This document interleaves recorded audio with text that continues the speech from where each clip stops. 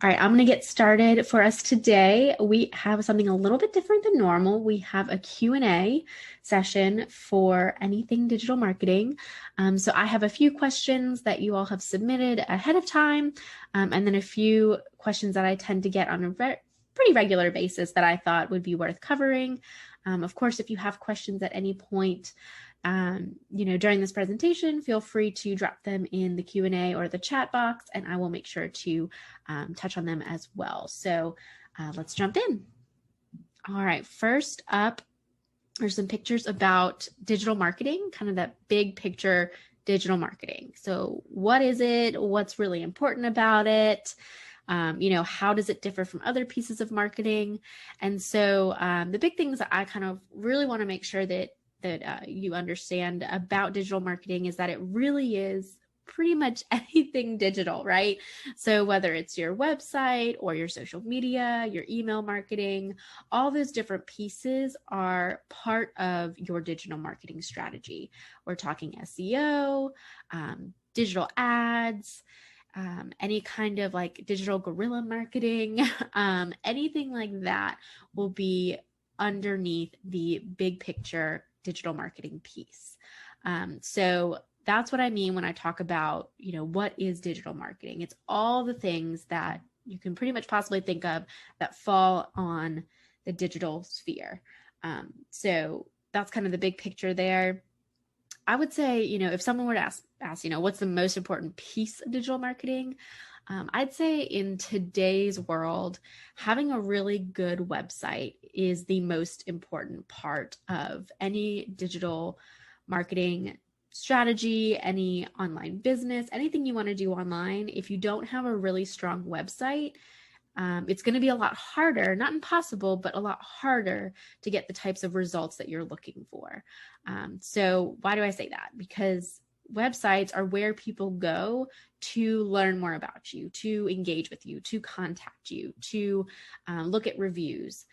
They're going to really kind of start on your website, and then from there, look into other avenues. So, they might discover you on social media and then get to your website, but then maybe they'll go back to your social channels, or maybe they find you through social and they go to your website and they sign up for your email newsletter through your site there, or they sign up for a class or a course or a download or downloadable, whatever it is. It's that one hub of everything that you could possibly offer someone in one spot, making it really easy for them to get to know you, for them to ask you questions, for them to really see what you're about. So that's what I would say would be the most important piece of digital marketing, is if you don't have a really strong website, you essentially don't have a really strong digital foundation.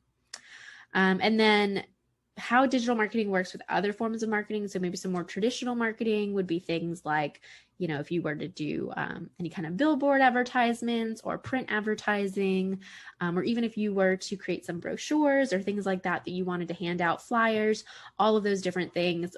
The way digital marketing really sits well with those is you can promote your social channels through your print advertisements, right? So let's say you print up a bunch of flyers to share about a big event that's coming up, virtual or otherwise, and you want to hang them up somewhere in a local space where people will see them. You can put your social media handles on those flyers for people to then follow you on social, right? And so you want them to work together. Or maybe you have your website listed, or ideally you have your website listed on any print marketing that you put up. Maybe there's a flyer and you do a QR code that'll take people to your website. There's a lot of different ways that you can utilize the traditional means of marketing with your digital marketing as well. So those are kind of the big picture marketing questions. Let's see if anyone has questions kind of under this category. Feel free to drop them in the chat or the Q&A. If not, I'll jump into the next section.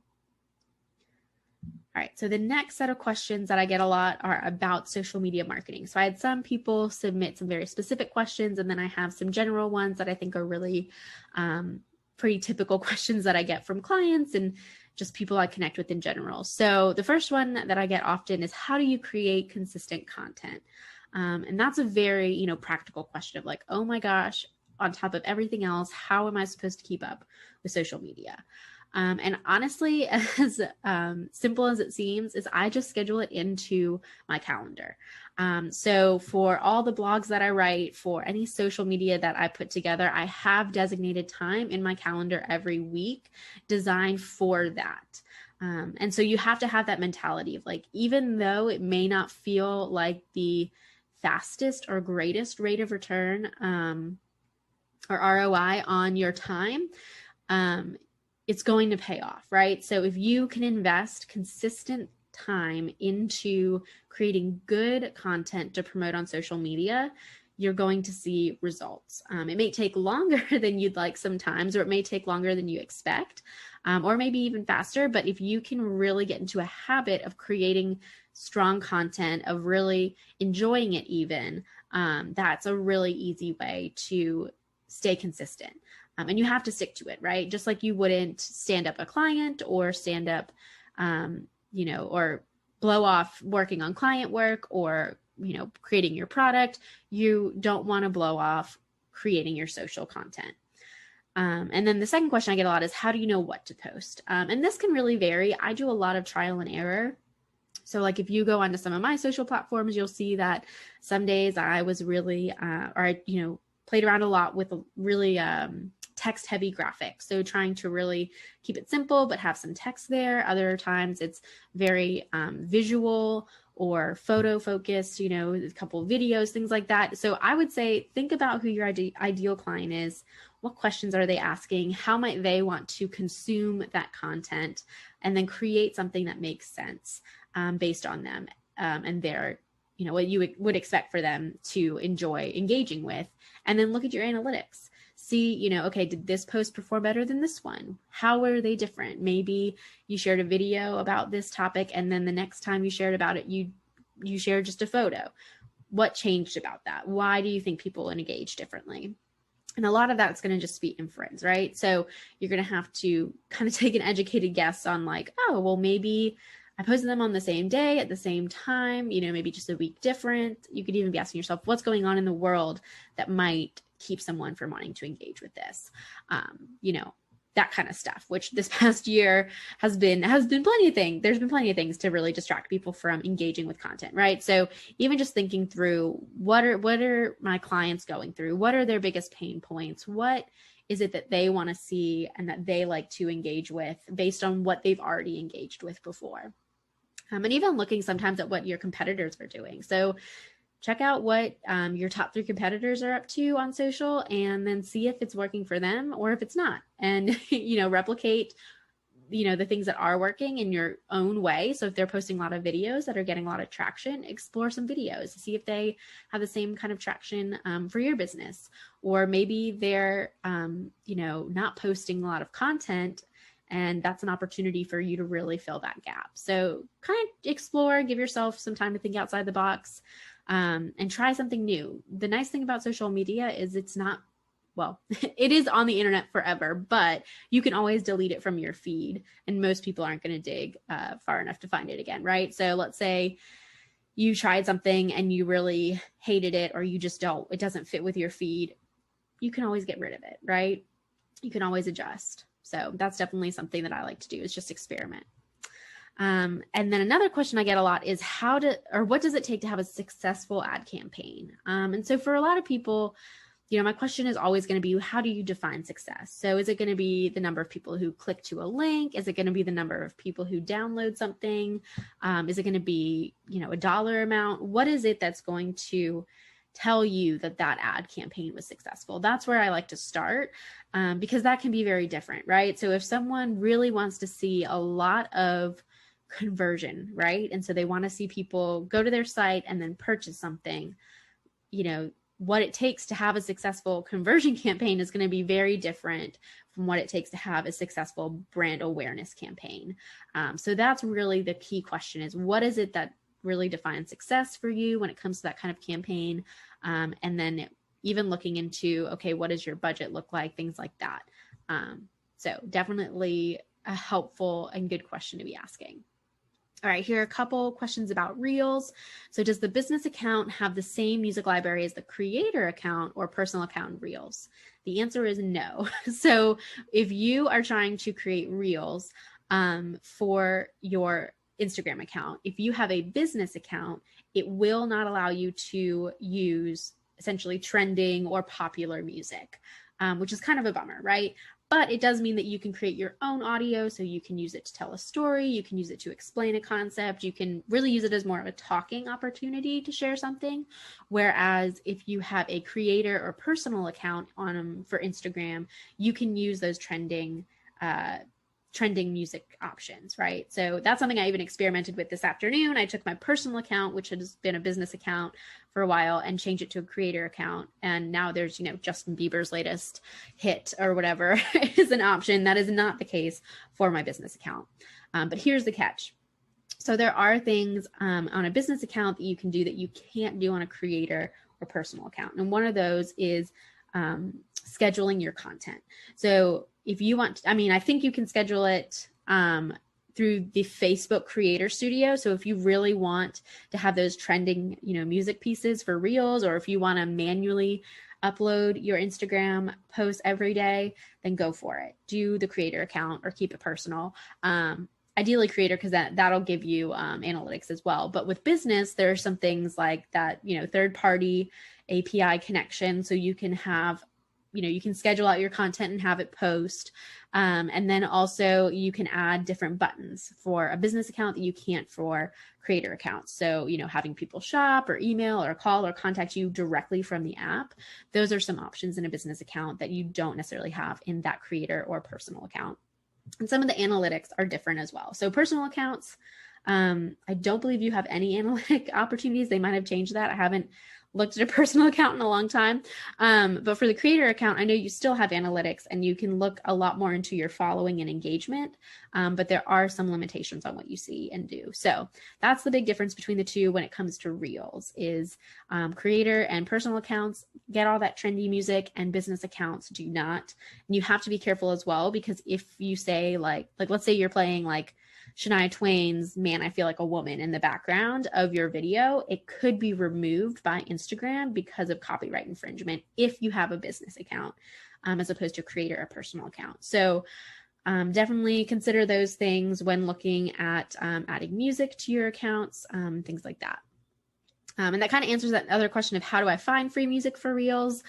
If you have that business account, it's going to be pretty, all of it's free, but it's going to be tough to have that trending music. So if you're looking for kind of more that, maybe ambient music or something that's a little more generic or general, not necessarily trending, you can definitely find that on Reels. And there's a little music icon. So when you're looking at the screen, there's on the left-hand side, all your options. There's a little music icon. That's the second from the top.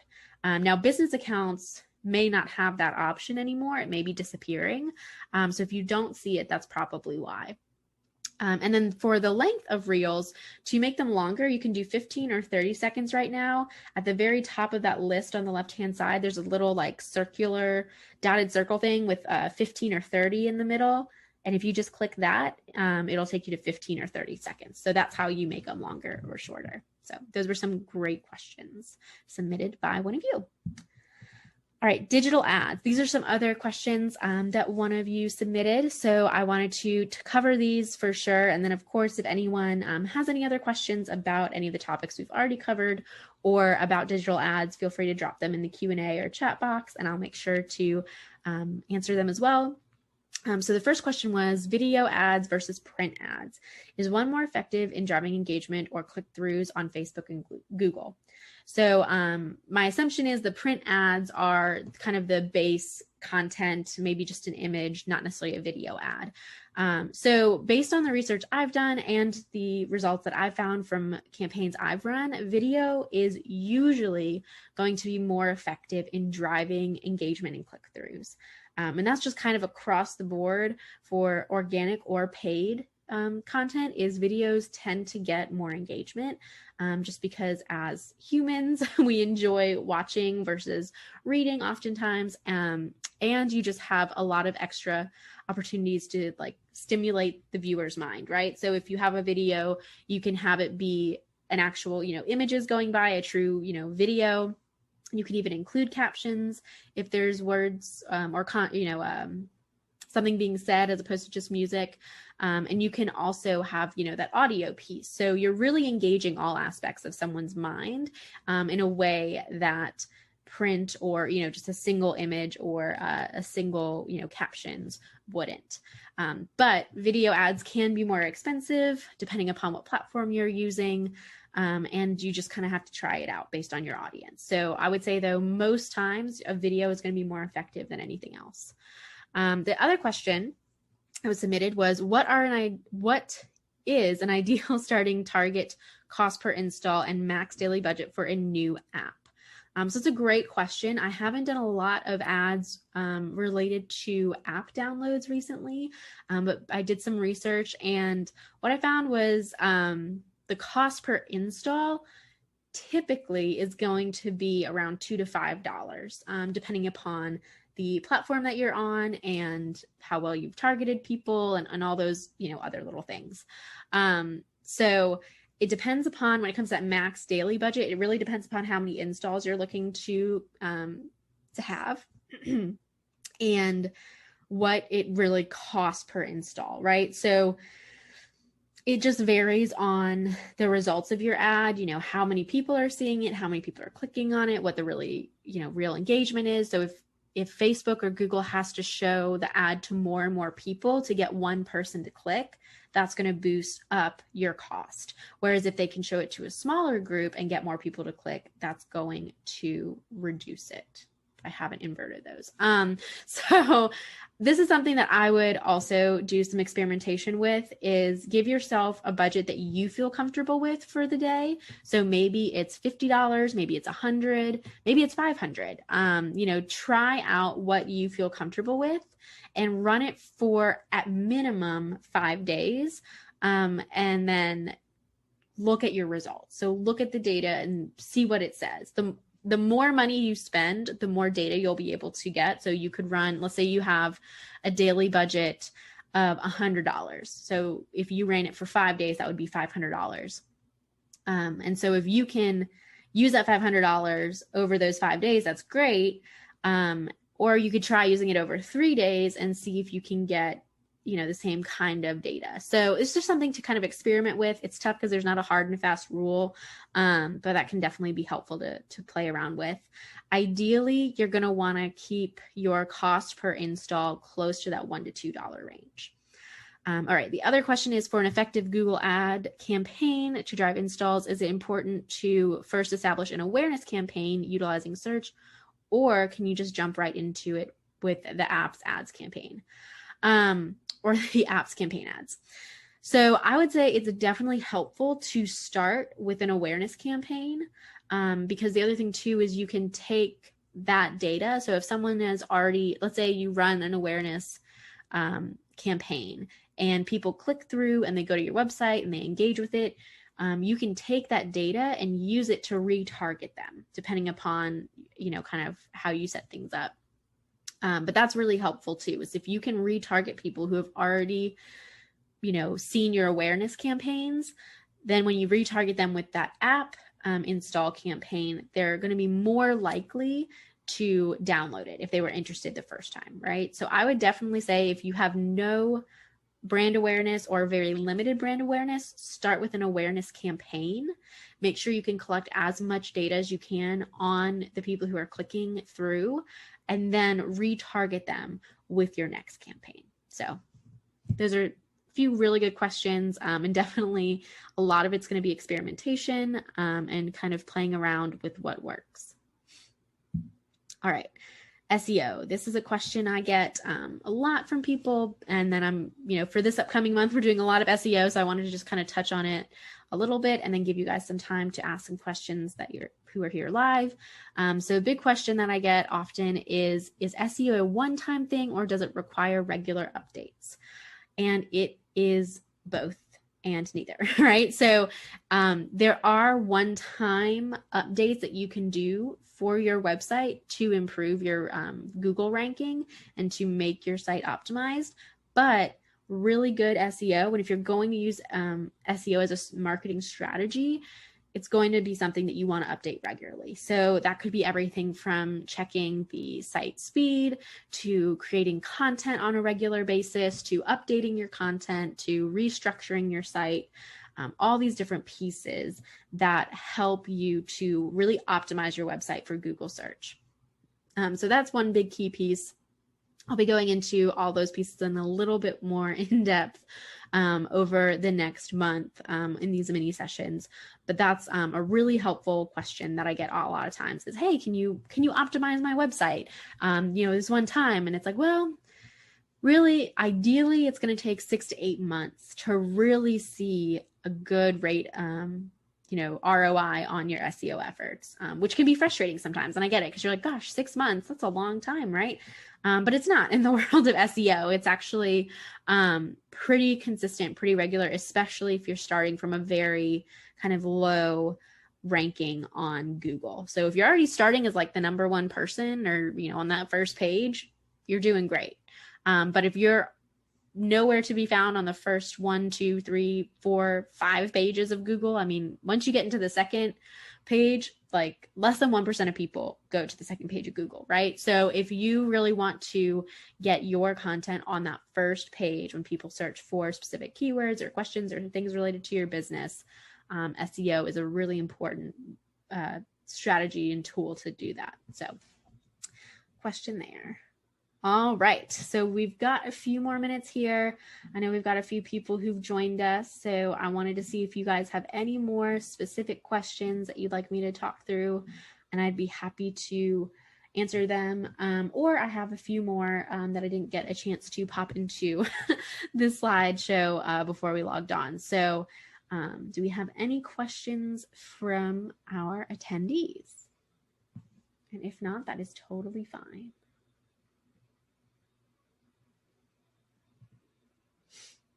All right, cool. Well, while you're thinking about that, I will talk about a couple more things that people have asked me over the last few weeks even that I think might be helpful. So someone asked about web design, right? So how should they approach designing their website, deciding how to organize it, and what to do? And so something that I have found to be really helpful, even as I'm planning to kind of restructure my own website and give it some updates and a new fresh look, is think about less about how you would approach your content and more about how your clients or your ideal clients would approach it, right? So if someone comes to your website and they're looking for a specific piece of content or to learn something specific about you, how can they find that? Are you making it easy? Is it intuitive?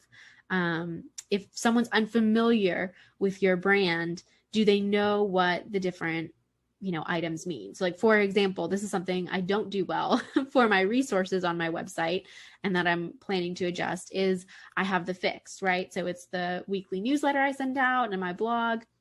And so I have it listed under resources. So people know that it's a resource of some kind, but there's no explanation until they click on it what it is. And I don't even think there's an explanation there. It just goes to my blog page. And so something I'm planning to do is actually build out a resource page that will have a summary of the 3 main resources that I offer. So there's the fix, which is my blog, the Monday Morning Fix, which is the newsletter that shares my blog and some other interesting topics. And then there's these digital mini sessions, right? Digital marketing mini sessions. And so by having a summary page that explains each of those things, I will be able to better or help my visitors of my website better understand what it is each of those things are if they're not familiar with them in the first place, right? Because if you just popped on my website and saw the fix, you'd be like, I have no idea what that is. Sounds interesting, maybe, but it doesn't give you any insight into what it is you're clicking into. Same thing with any of your service pages or website homepage. a lot of times there'll be a lot of clutter, or sometimes there won't be enough information. And so think about the questions that people are going to be asking when they visit your site, and try to reduce the amount of clicks they have to go through to get to that information. So if I want someone to contact me about email marketing services, I want to make it as simple as possible for them to click onto my website and then maybe have one, maybe two more clicks before they get to the page that's going to have them, reach out to me. So maybe they get to my website through a blog, and then they might go to my homepage, and then they might click on my email marketing service page. And on that service page, I'm having, I want to have at the bottom a call to action to say, hey, if you need some support with your email marketing, I'm, happy to help. And so I make it really easy for them to find that information and then to contact me.